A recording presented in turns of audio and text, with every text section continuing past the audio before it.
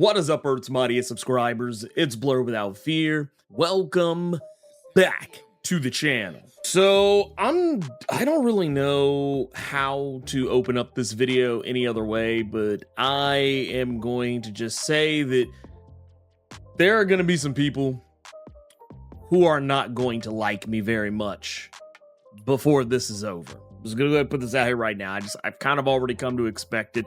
I've actually been sitting on doing this video for a long time just because I know how protective some people can be when it comes to their headcanon, their favorite things. And I'm gonna go ahead and tell you right now, in the fashion of Adam Conover, I'm about to ruin everything. What am I about to ruin? I am going to explain why the X-Men characters, Professor Charles Xavier, as well as Max Eisenhardt, aka Magneto, are not, and I repeat, are not based on Dr. Martin Luther King Jr. and Malcolm X. You can't see me, you Stevie, wondering how I reach more evolutions than Evie and make it look easy. I know what some of you are thinking. Ernie, why are you sitting here trying to debunk this very well-known piece of fact surrounding the X-Men canon? And, why are you handing in your black card like this? Are you going full Candace Owens now? No, I'm not. But I do not like people to walk around with misinformation. So I always kind of keep this idea in my back pocket. Anyone who knows me personally knows that whenever someone brings up X-Men in a face-to-face setting, and this particular thing comes up, because once again, it almost always comes up when you hang out in predominantly black circles, but whenever you do and X-Men comes up, this is something that I would say 99.9% of the time, it usually rears its head, and I am usually the guy to come in and be like, well, actually, a lot of people like to believe that the relationship dynamic between Dr. Martin Luther King Jr. and Malcolm X is very much what is representative of the relationship you see between Charles Xavier, aka Professor X, and Magneto. But there's one problem with that situation. It's the fact that it is a matter of public record that Dr. King and Malcolm X only ever met once, and it was in 1964, and it was for all of a handful of minutes. So yeah, I don't think that you really have much of a relationship to base these two characters on in the first place. Now, I would be willing to concede that ground if not for the fact that we know this as a matter of public record. I would also be willing to concede ground on the fact that maybe it's the dynamic of Dr. King's I Had a Dream speech and Malcolm X's By Any Means Necessary. And while on the surface, yeah, sure, you could totally go with that. Except I'm not going to concede that ground. And before you hit Alt W or you click dislike and Alt F4 the browser, I just want to say, just give me a moment, let me cook. Wait till the end of the video to rush into the comments and clickety-clackety the keyboard, because I'm not going to lie, a lot of times when I do go back and read the comments, I can always tell when someone has just heard something I said but not heard why I'm saying it. It makes me look like an asshole, because when I reply to that comment and being like, you clearly didn't watch the video, then the person comes back like, oh, you're such an asshole, you're such a jerk. Anyway, Stan Lee's claim that this was the case, that he had based Charles Xavier and Max Eisenhardt off of Dr. King and Malcolm X, I'm going to tell you now, it's bullshit. It does look good and sounds cute when he was still alive and was, going around doing press conferences and tours and, interviews and panels at Comic-Cons and whatnot and what have you. It looks good for optics. And, I'll be honest with you. It's not to say he didn't base these characters in some small way, but I just want to be honest with you. You have to admit to yourself that this was a non-black person creating two white characters to be analogous to real life people on the most surface level of information. Fact of the matter is, even if it was true that he at the very least based Charles Xavier off of real life Dr. King. I don't know if I actually like the idea of that, because we have to remember that Charles Xavier was kind of a know-it-all, a prick and an asshole, and morally misguided, willingly ready to sacrifice other people for the greater good, something that I don't think Dr. King himself would actually do. I mean, he often put himself at the forefront of a lot of things, and while yes, he did surround himself with people that were willing to sacrifice themselves for the greater good, it wasn't something that I feel he did purposefully. It wasn't something that I felt that he did in any way, shape, form, or fashion. It was like, yes, go to me, my Negroes. Go run out and run interference for me. I mean, it's not the same thing. Not to mention the whole idea of child soldiers, using child soldiers to fight your fight for you. That's not Dr. King in the slightest. And I'm also gonna throw this point out here too, because I often like to throw it out here to remind people of where Charles comes from. But we also have to remember that, well, I know that there is some controversy surrounding the fact that Dr. King was allegedly unfaithful to his wife, Coretta Scott King. Once again, not here to really get into that because, well, for one, it's not important. But for two, the reason why I bring this up is because while that may or may not be the case, Charles Xavier was kind of slick a pedophile. And I often like to bring this up. In the original 1960s X-Men comics, Xavier had a thing for Jean Grey. This becomes even more weird when later on you realize that when you see Jean Grey in the X-Men comics back in the 60s, it was not the first time he had ever met her. He had actually met her when she was a much younger child, and he was still a grown-ass man. And bear in mind, while everyone looks good and grown in the original 60s X-Men, they weren't. They were teenagers, and Charles Xavier by that point is an even bigger good and grown-ass man. And I don't know who needs to hear this, but if you're in your late 30s, early 40s, early 50s, late 40s, whatever, any age that is in that bracket, and you are perving on a 16 or 17-year-old girl, you are incredibly sus to me. And you should be incredibly sus to anyone else. Another thing is that while Dr. King was largely viewed as non-violent, he was and did have moments where he revealed that he was about that life, but not in terms of getting teenagers to fight his fights for him. Whole ass child soldiers. I'd even take it a step further that even if you could make the case for Charles Xavier being based on Dr. King, I would make the argument that Dr. King was a more measured man than Xavier ever was. Xavier could at times come off as pompous, and I would hardly describe Dr. King as pompous. And then there's Malcolm X. Formerly known as Malcolm Little and later in life, Malik El-Shabazz was a guy who fought for civil rights for black people on a level a bit tougher than Dr. King by comparison, but was not a mustache-twirling villain as 60s Magneto was by any stretch of the imagination.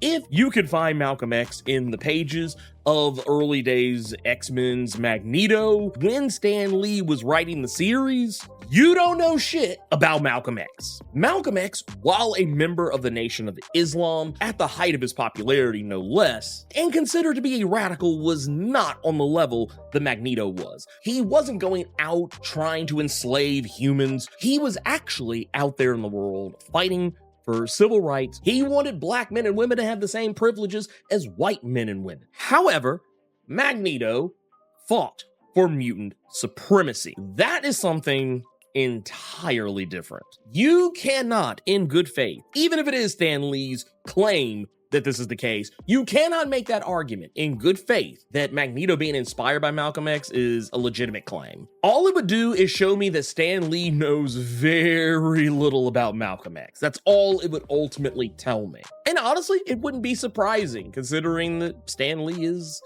not black, and I would say probably largely ill-informed about Malcolm X at the time that all of this was written. So yeah, who knows? Maybe he did actually base him off that. But I mean, if he, like I said, if he did, it's so surface level that honestly, I would find it laughable. Now, one of the key reasons why I actually do think that people seem to have this belief is because, well, yes, Stan Lee wrote X-Men in the early days. He didn't always write them in the 60s. Eventually, he moved on to other books. Stan Lee only wrote the first 19 issues of X-Men. The actual deeper and, by a lot of counts, really the only character depth that was really given in those early X-Men comics was under the penmanship of writers like Roy Thomas, as well as Len Wein, and most importantly, Chris Claremont.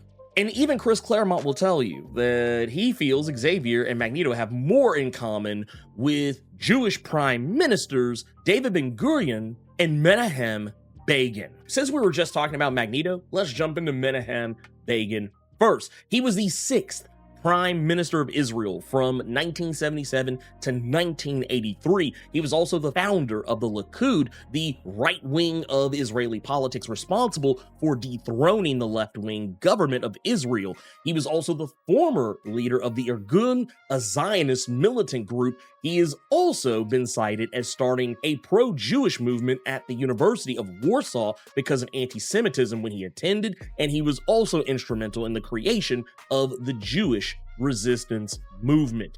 He was largely known in the early days for railing against the establishment of Israeli politics and criticizing their desires to work alongside the British. As far as Begin was concerned, the British needed to get gone and let Jewish people handle Jewish problems. Begin was a man about action who stood on business pretty much every single opportunity that he got. Whether you agreed with him or not, his Irgun bombed the hell out of British establishments in Jerusalem in the 40s.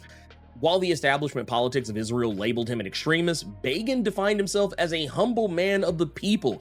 Even the body politic saw him as such in most circles. When he became prime minister in the 70s, the same energy he had for bringing war to his enemies was alive and well in his days in office. It's really not hard to see how a guy like Magneto could be inspired by a man like Menachem Begin, especially opposed to a guy like Malcolm X. As for Charles Xavier, well, that's when we start getting into David Ben-Gurion territory. Ben-Gurion was the former head of the Jewish Agency and president of the Jewish Agency Executive. He was also the first prime minister of Israel, reigning from 1955 to 1963. He was a major figure in the Jewish political arena even before becoming prime minister. He was the one who, for all intents and purposes, formalized Israel as a nation, and the first to sign into doctrine Israel's independence with the Israeli Declaration of Independence, both co-written by himself and him being the first person to sign off on it. He was often seen as a, quotey fingers, left-leaning man, even being responsible for how relations between Germany and Israel improved after World War II. He was also the man responsible for signing off on the 1947 partition plan that ultimately led to the creation of Israel as a state. And make no mistake, he was a Zionist. But sometimes his take on whether Arabs were to be exiled from Israel or not is a matter of debate even to this very day. But it is still very largely believed he was in fact a Zionist, and you can take that however you want to. Regardless of how you feel about him, one thing you cannot say about David Ben-Gurion is that he had at least the self-awareness to recognize that the situation between Israelis and Palestinians was for a good reason. He had gone on record at times saying that Palestinians had a legitimate reason to want to lay claim to Israel, as Jewish people also have a claim to it as well, and that neither are to blame for why they have opposing stances on the matter. And David Ben-Gurion's founding of the Israeli Defense Force, or IDF as they are more colloquially referred to as, his forming of what is effectively the military might of Israel, is a lot more in line with what Charles Xavier was attempting to do in forming the X-Men, even if Charles himself doesn't normally see it that way. David Ben-Gurion formalized the IDF in an effort to, for one, combat anti-Semitism and defend Israeli interests, but at the end of the day, Dr. King had no such formal army. not even so much as a formal fighting squad. Not only that, but while Xavier never professed to be an outwardly religious man, largely speaking in religious vagaries at best, you can tell that he believed in something. Even if it wasn't clearly defined, this also mirrors David Ben-Gurion, who was often described as an irreligious man, even by his own words. Some within the more traditional sect of Jewish people would probably even refer to him as a quotey fingers bad Jew. And this was largely because he didn't go to synagogue, he worked on Yom Kippur, and that is a sin in Jewish culture. He would even later in life begin referring to himself as a pantheist, a person who doesn't so much believe in a traditional God, but that the universe itself is God, ever expanding and indefinable. Looking at Dr. King, by comparison, he was far more a man of faith than either of these two people. At the end of the day, I can see how it's easy for someone to put these people in the place of MLK and Malcolm X. And while some will see this as not okay or tarnishing their childhood in some way, the fact remains. Stan Lee can believe whatever Stan Lee wants, no matter how correct or ill-informed he may or may not be. And regardless of that, no one is really checking for the original X-Men because, for one, while yes, it was an allegory for civil rights at the time, it was a very poor one. I mean, yeah, sure, you've got these people who are treated differently because they have superpowers, but we also got to remember that that civil rights message falls a little bit more flat when we're talking about white people just hating more white people. And let's be honest, Claremont wrote the best X-Men of that time frame. Granted, he came along a lot later in the 80s. Both the combined might of Len Wein and Chris Claremont saved the X-Men from being canceled permanently. I often tell people, go back and read those old 60s X-Men comics and tell me they still hold up, or that they're even entertaining.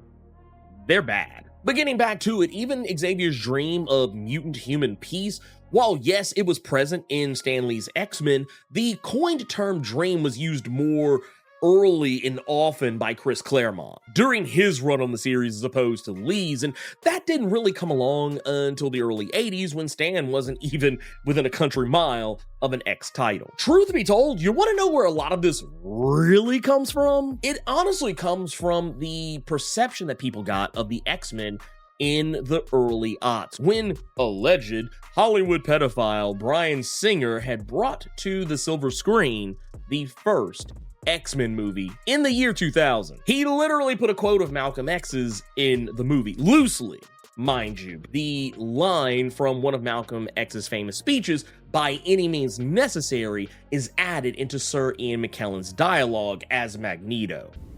The war is still coming, Charles, and I intend to fight it.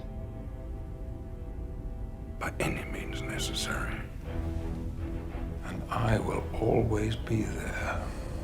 This is where people really get the idea of that from. And while many cite his by any means necessary attitude and mantra, Malcolm X was not who Magneto was based on later. Look, don't get me wrong, I love X-Men as much as the next guy. I think that the idea of Charles Xavier and Magneto being based on these characters is cool on the surface, but going back and just looking at what these characters are, who these characters are, and what they represent, I mean, yeah, inspiration is one thing, but honestly, I feel like these characters in their creation, even if they are, well-meaning nods towards real-life people, are disingenuous at best, and is largely harmful, I think, in a lot of ways to the legacy of both actual men, just based on some of the things that I said earlier. The fact that Charles Xavier was perving on Jean Grey. Like, if you're trying to say that one of the most iconic civil rights leaders of all time is a guy who pervs on underage girls, I'm gonna be honest with you, I don't like that idea. And if you're gonna tell me that, yet again, one of the most iconic civil rights leaders of all time is a mustache-twirling villain who wants to enslave humanity and kill indiscriminately, that just tells me you don't know anything about Malcolm X. You don't think of him as anything more than just a villain. And I think that, once again, I imagine if Lee were still alive today and someone actually pressed him on this, I would be willing to gamble he'd probably walk back that statement. But once again, he's no longer among us, and he can't really say so for himself. And it's probably not to say that, someone hasn't G-checked him on this at some point in time, but just by and large, knowing how the comic book community is and how oftentimes the correct information is downplayed and a lie is just spread that much faster. It's an actually old saying that I used to hear my granny say from time to time, that a lie can make its way around the world twice before the truth even gets out of bed in the morning. So yeah, if there is footage out there or an instance that someone did actually G-check Stan Lee on it and he walked it back, I mean, I would love to be introduced to it, but I don't think any such thing exists. And also just knowing how famous Stan Lee was, I imagine anyone who did have any legitimate criticism of his claims of this, I feel they probably wouldn't say anything. And maybe I'm projecting a little bit because, I've been in the same room with Chris Claremont, but I did actually criticize some things he did in regards to Cyclops to his face. And while, I was very polite about it, I wasn't like, you suck because you made Cyclops a deadbeat dad and a philandering husband. I didn't say that per se, but I just said, I feel like, based on some of the things you did with Cyclops, I wonder if you like the character at all sometimes.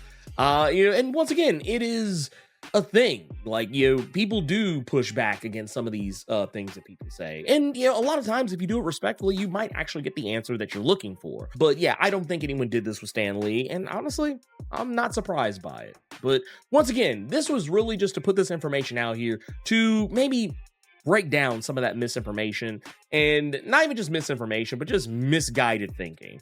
Once again, if I were sitting in the room with Stan Lee, I would have told him to his face. But, once again, I would have been polite about it. But yeah, whenever people just blindly go with that narrative that Malcolm X and Dr. King are supposed to be X-Men characters, that they have characters based on them.